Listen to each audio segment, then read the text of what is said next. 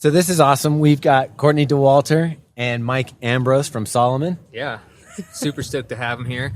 We actually got to go on a little bit of a trail run earlier today, so that was fun. Fun. Yeah, my lungs are never recovering from that. Yeah, I mean, coming from Baltimore and going straight up into the Colorado Springs thin air was a little tough. Yeah. You guys did great. Oh, thanks. Yeah. You don't have to say that just because we're on a podcast. My favorite thing was Courtney. They paid me for that. Yeah, Courtney was like actually very gracious, and I don't feel like she pushed the pace on anybody, or like you were very nice. Like I would turn around, she's back there talking to people, and I'm like, I was expecting like her to be like 100 yards done, waiting for us with the sandwich at the end. Race you to the cookies. Yeah. I mean, they did have lollipops, which were pretty nice little treat at the end. Yeah. Tootsie Pops. Great treat. What's your favorite Tootsie Pop? What's your the favorite? maroon color wrapper. Okay, that's raspberry. A good one. Yeah. Yeah. What's your favorite treat, like sweet overall? Jelly beans. Jelly beans. Like Jelly Bellies or just? Yeah. Okay. But any jelly beans will do. Okay, nice. Are you trying to date Courtney Dauwalter? No, I'm trying to get the... No. Absolutely. I'm trying to get the... I know you love to eat sweets and snacks on the run, so I was trying to get your favorite pick. Yeah, the fruity one. So jelly beans, Mike and Ike's, gummy worms. Just Alright. getting the vitamins. Basically, like if you went to a movie theater, like that's All the those. boxes there. Yeah. Okay. But the real reason we're out here is to talk about Salomon's new shoe, the Glide Ride, Ultra Glide. We'll cut that part out. Yeah, we'll probably leave it in because it's whatever. But the Ultra Glide, which is a new shoe from Salomon that we got to try out. Mike Ambrose is the PLM for you. That's the product line manager of Trail. Am I saying it correct, Mike? Yes, exactly. Product line manager, trail running. You got that right, but you didn't get the shoe name right. Okay, that makes sense. Mike's more important than the shoe. What can I say? Anyways, so yeah, like let's talk about a little bit about that shoe since that's what we're out here for. So earlier this morning in Colorado Springs, Palmer Park, we did a short little trail run with Salomon. They had sample pairs of the Salomon Ultra Glide, which is a little bit of a departure from like your typical Salomon shoe, more of a cushion trail shoe. Mike, if you just want to talk about a little bit what Salomon's thoughts were behind the shoe and like what went into that. Yeah, for sure. So it's a really, really exciting shoe for us. We've never really played in the soft comfort world. And, to go back to how it all really came about, we started with the runner.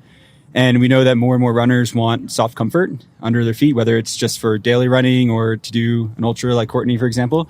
So we knew we had to bring a soft shoe into the market. And yeah, that's exactly what the goal of the shoe was. And we think we executed it. So just really nice, soft, plush ride that's smooth and works on a variety of trails.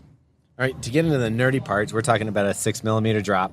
Yeah. Where do you come up? Like when you take a look at this shoe and you're trying to develop a shoe, are you talking to Courtney? Are you talking to your athletes and trying to figure it out? Or are you going with another method to determine like what the drop's going to be, how much cushion, what the durometer of the midsole is going to be, and how the upper fits? Yeah, it really depends on the shoe and on the project.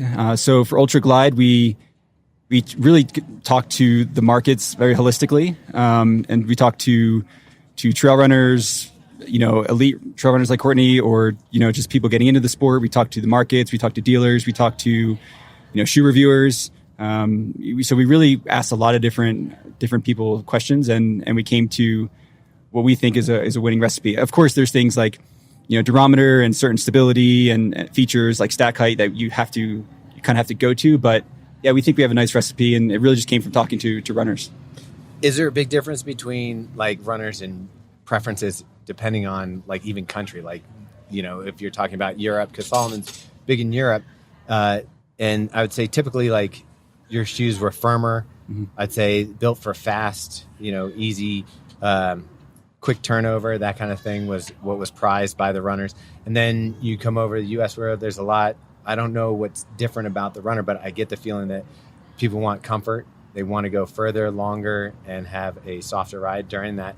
Is that something that has been difficult for Salomon to navigate, like the different regions? Yeah, for sure. So, in Europe, the trails tend to be a little bit steeper and more technical. I mean, I'm being very general here. Specifically in our backyard in the Alps, that's the way it is. So having a firmer shoe, a more narrow shoe, a more precise shoe is just better, because that's the playground that we get to play in every day. But yeah, you coming out here to the American West, it's much less technical. It's drier. It's a little bit smoother. So yeah, it's just different needs, but what we're finding now more than ever is that comfort is pretty universal. And now it's even in Europe where we're seeing more and more maximal cushion, softer shoes. So it's working out great for us now to bring the shoe to life. So I know, Courtney, like you've obviously been running in the shoe and been part of the feedback process. Can you talk about kind of how you worked in helping them with the shoe and also how that shoe like fits into your rotation? Yeah. So it's Mike's brainchild, and he was like, we got to make this shoe happen. And I was super psyched because I like running pretty far.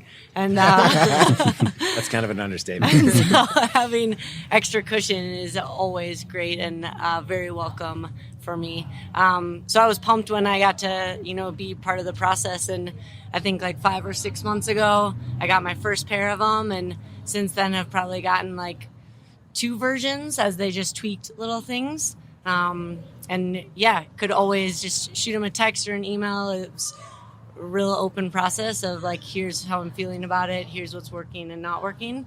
As for my rotation right now, they're like, I'm just so excited about them. So they're basically the ones that are right by the door that I put on every day. So wait, so this might be your favorite Salomon? Currently, it's been super fun to play in. Yeah, I'm just excited to have a little bit different option available. So with that, you have other athletes, obviously, other than Courtney testing out this shoe. Do you have some of the European athletes and the people in those other trains trying the shoe out and seeing if they like it? Yeah, absolutely. So this was a really big project for us globally. So we made sure that we had a full spectrum of testing. So in the US, it was mainly Courtney and Max King really putting the shoe through its paces, and then in Europe, we've had some of our European athletes just give it a go. And it's really exciting because this shoe actually is facilitating the development of other shoes, and we're going to expand this type of product in the range. So yeah, super exciting to see. I really can't go into it, but where this technology goes. So you already know too much. Yeah. I'm like, this is all old news to us. No big deal. Yeah, I mean, why don't we talk a little bit? So both Robbe and I ran in the shoe this morning, and we took it out to Garden of the Gods yesterday. It is a really well cushioned shoe. It's not what I expect from Salomon in fit either. It's a little bit wider in the toe box for sure. than I think people would be used to from a Salomon shoe, and maybe people who wrote off Salomon shoes for either being too firm or too narrow in the foot. They might have a different experience this shoe. Can you talk a little bit about the fit, maybe the last that you used for this shoe? Yeah, for sure. So to kind of back up a little bit, I've been around trail running for a pretty long time and with Salomon for a really long time. And I got really frustrated hearing people say, oh, I love Salomon, but I can't wear your shoes. And it was really frustrating for me because Salomon was how I got into trail running. It's what the brand that inspired me. And I feel a big responsibility to grow the sport and inspire and enable people out there. So I wanted to make sure that Salomon had a shoe for everyone. And a big limiting factor was just the fit. And like you said, like being a little bit more narrow historically. So for this product, we use a higher volume last. It's actually coming from our road running products. So what that does is it just basically gives you a little bit more room in the toe box and throughout the whole length of the foot, really. Really? So even like on the throat, it's not just a wider toe box. You even widen it out in the throat? Yeah, so really around the ball girth is where we notice a little bit more width. And then to make sure it's not a sloppy fit, so if you don't have a wide foot, for example, we have SensiFit wings that we put in on the shoe on the sides, lateral medial side, to help hold the foot back, and then also our EndoFit internally to help lock the foot in. So you don't need to have a wide foot to fit in this. I mean, it's really, really inclusive. So yeah, my narrow foot seemed to do all right in it today. You talked about the ball fit. And that was a new term that I had learned today. Yeah. Ball girth. That's basically, we're talking about the area around the bunion, right? Yeah. All right. And that's where we notice in Ultra specifically where the foot will swell, if it does swell. But did you have anything to do with that part, Courtney? No, have you ever used bunion on this podcast? The word bunion? Probably have. Yeah. Probably Funyuns, Yeah. because it's a delicious snack, but maybe not bunions. I think we probably have used onions. We probably have. I think it plagues more runners than we know. Yeah.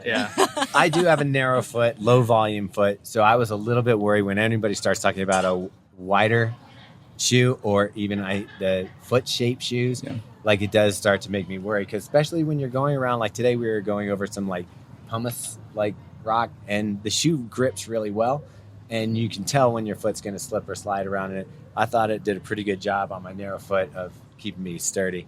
Yeah, I feel like some shoes, say like maybe Topo Athletic, like there's a reason that they have the wide toe box and stuff with the toe splay, but depending, like you said, on turns and stuff, you can slide around. But I feel like this had a very nice balance of like just enough room to give you some space, but like you can still take turns nicely.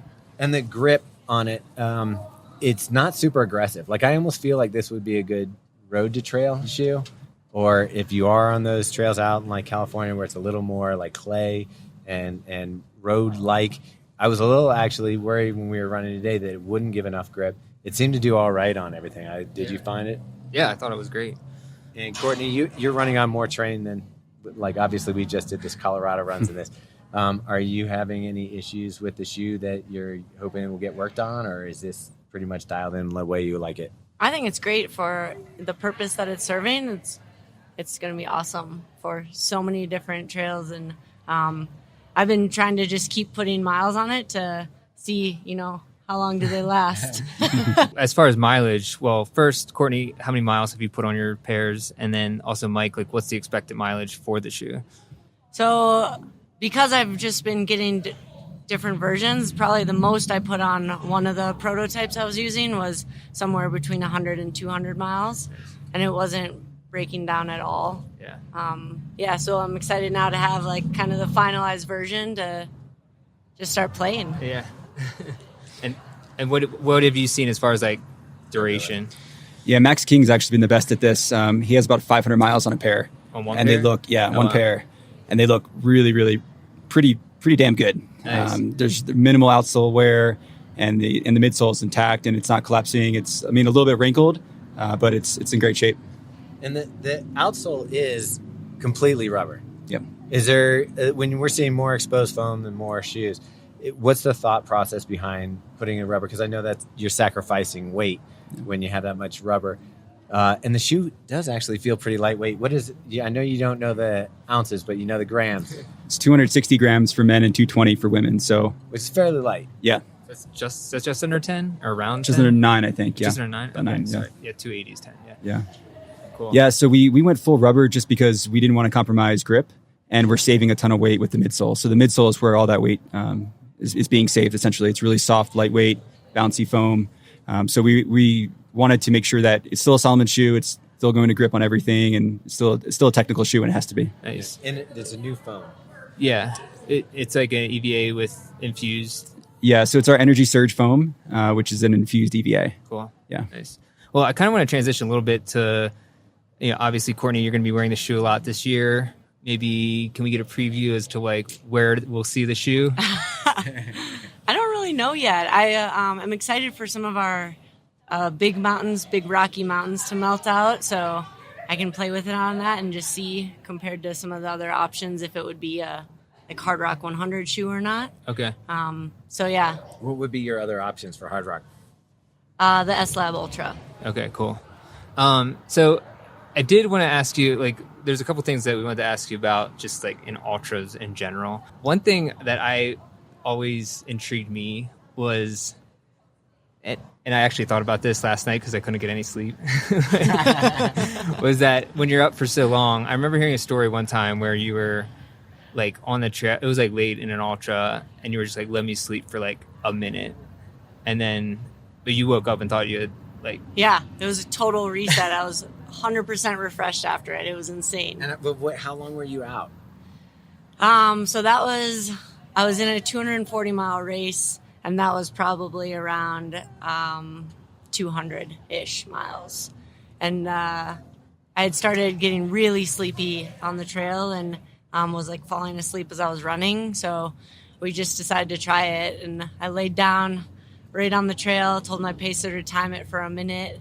And when he woke me, I thought he had tricked me or he had fallen asleep himself. I was like, man, we're racing. You can't let me sleep for so long.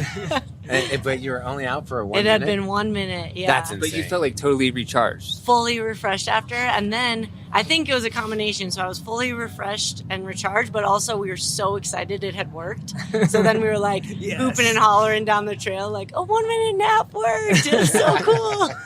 That 1 minute nap worked so well. So then the next 200 mile race I tried, I was going to just do the 1 minute nap again. And it was failing me Oh, really? every You know what it's like? time. So after you do like an ultra, say like the 240 or Big's Backyard or anything like that, like what do you do afterwards? Like Sleep? I've always It wondered usually that. takes longer than a minute sleep. But do you you probably stay up for a little while afterwards? Yeah, I mean, for sure, some beer at the finish line, and then like nachos or something savory usually sounds good.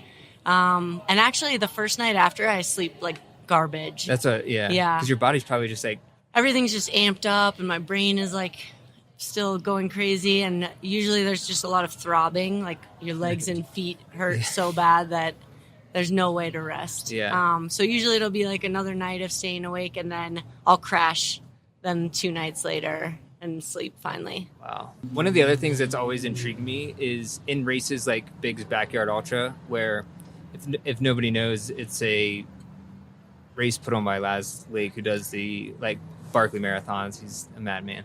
At least to me, he is. I don't know. And He seems nuts. yeah, but the idea of that race is like you do a 4.1 something mile loop every hour on the hour. Yep. And if you finish at 30 minutes, 40 minutes, whatever, you rest until it starts again. What's the psychology of that like when it's getting down to like 2 or 3 runners? Like, did you just keep doing what you're doing, or do you have to like what do you do? Because in other ultras, How do you convince yourself to go back out? Is that what you're well, but in other ultra races, you would Gotta be get way back. ahead of people or way behind someone. But here, you just lined up against the same competitors. Yeah. Like, what? How do you? It's deal pretty with that? cool because for me, that one feels less like a race. Like that one's set up in this really cool way to see what's possible. So you're doing 4 miles an hour, resting with whatever time in between those 4 miles.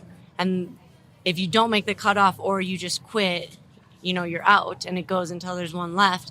So it's set up perfectly to see what humans can do. And so this past year, it came down to Harvey, Lewis, and I, and Yeah.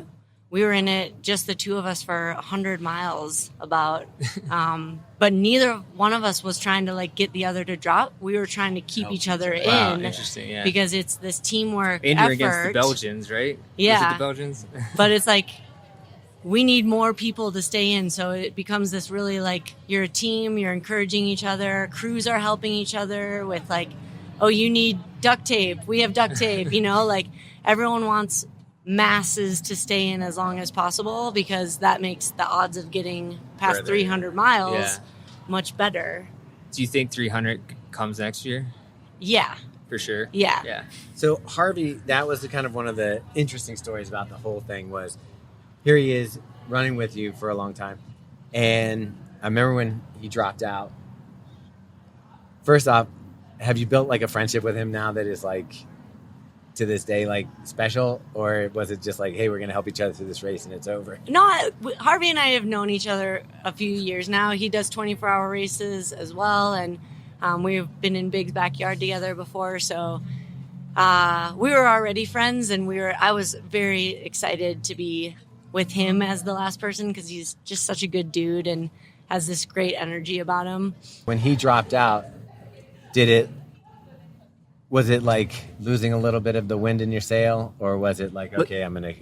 Yeah. Like, Go did ahead. you want to keep going for 300? Like, were you going to Yeah. get it? Were you going to get it? Well, who knows what can happen, but for sure I wasn't like thinking we'd be done anytime soon. Yeah. And he dropped in a weird way where we started a loop and he went out like a quarter mile and then called it and turned around. So I was ahead of him on this loop already. So I didn't know till I got Oh, back man. that he was done. Wow. But otherwise on the loop for sure I would have been bumming. I know a couple years ago when I was the one who dropped and Johan Steen was on his last loop by himself, he said it was the worst lap of the race. Oh, wow. Because you just are like, Why am this I is here? a bummer. Yeah, what am I doing out here? That's wild. Yeah. Yeah, I find like people like Harvey. I mean, he's like 45. He's a school like- teacher as well, right? Yeah. 40, I thought he was 46. older. Anyways, but like it's like so inspiring to see someone who's or Michael Wardian, Yeah. same thing, like 45, 46, like running these insane distances, and like so. What's your plan going? Like, But she's still are pretty you- young. I know you're 36, Yes. 30, and so you're just. Is it just keep doing it so I can do, like that's. Yeah. just keep doing. As long as it's fun and my body is allowing it, I'm going to ride this train as far as I can. I think you should challenge Tom Green's like 100, because he's done 100-mile marathons 5 decades in a row. Oh, wow. Which that's cool. Is insane. But I mean, I'm sure you'll get there. Yeah. If I'm lucky. You're Nordic skiing, and do you still do that? Yeah, I do it for fun. I haven't raced Nordic skiing since college, but I love it. It's so great. I was lucky to grow up in Minnesota, where in the winter, where they groom like every golf course and local park in the whole Twin Cities area in the winter, and so every high school team has a Nordic ski team. Like, it's a pretty cool place to grow up and have that sport be so available. Do you think that went a long way in helping you with like the stamina and endurance, like for ultras later on? I mean, for sure, it's a great full body and like engine building sport. So it had to have helped somehow. I also had a really fantastic Nordic ski coach in high school who was all about like the pain cave kind of thing and finding that next gear. And so having that be instilled so early on, like you can do more than what feels comfortable, I think pays off. How far does your pain cave go? 'Cause it seems like it goes pretty far. And I'm like, It goes pretty far. when has there been a time when you're like, that's just like was too, like that was, couldn't handle it anymore? I think you just go in and then you try and go as far back as you can in it. So Would you, it's a test every time. unless it was an injury, is Yeah. there ever a limit? Yeah. I mean, she was blind. Well, I know, yeah. Yeah. Like what's his name? Ron Burgundy. So during a race, I did have an injury flare up, and before that race, I think I questioned myself on if I would be smart enough ever to pull it and step out of the pain cave if I needed to. Mm-hmm. And when that injury flared, and it was like, here's the facts of the situation, this isn't fixable and it's not good to keep running on it, then we did pull the plug and dropped out of the race. Yeah. So I think injury stuff you have to definitely be aware of, but if it's just discomfort, I think that pain cave runs real deep. Do you rely on your crew to figure out like when it's time to call it quits, or do you trust yourself? Because you just said if you're smart enough, but you've got people around you, you've got people trying to help you. Do you listen to them, or do you just mainly you're your main consult? I think I'm my main consult, but they're super valuable, and like I try to explain to them, because they don't know when I say it's shooting pain down my whole leg and I can't walk on it. Like, where are we then? And so I'll bounce those ideas off of them just to gauge health things sometimes. So having a crew is huge, and often it's the same crew, so they know me pretty well at this point, and they'll be able to look at my face when I come into an aid station, and we don't even have to say anything. They'll know how deep into the cave I am, but that doesn't mean we stop. They'll just have an understanding of how to help me better. So psychologically, when you're lining up at the start of a race and getting ready to run one of these ultras, which, obviously you're not thinking about the finish line the minute you start because it's too far off in the future. Or Big's Backyard, where it's just kind of I'm hoping to get to a certain number of miles. Is there still a nervousness, or are you is this playful to you? I'm just going to see what I can do today. What's going through your mind? It's a nervous excitedness. Yeah. I think excited to play, but nervous of what's the thing that I didn't predict would happen, and can I handle it? Because there's always some unknown wrench that's thrown in your day when you're out there for a whole day or 2 days or whatever. And so that's usually what has me be a little nervous, but also I think that's part of the fun of it, is it's this puzzle that we get to try and solve every time. This is the lamest story ever, but I've only run 150 miler, but I remember when I ran that, and this is kind of any race once you start going up distances, is it was going fine, whatever. Mile 15, I'm oh crap, I have 35 miles to go, which before the fastest or the longest I run was a 50K, and it's you can kind of comprehend it, it's a marathon, whatever. And it's are there any distances in your mind that you cannot comprehend right now, like that, but that you would like, but that you would She's like, not going to tell you that. but that you would like, but that you would like to do. Like you're like I could do that, but I can't like wrap my head around it quite fully. I mean, doing like the full PCT or the full AT, those are, I mean, over 1,000 miles, and the way you approach those is pretty crazy. So, but they're on my list for sure eventually to just check them out. What a cool way to see. The Like, Appalachian would Trail you would be like awesome. FKT attempt of them? I don't know. It would depend on like when it fit in the, like maybe it's when I'm just older and want to tour. Do some.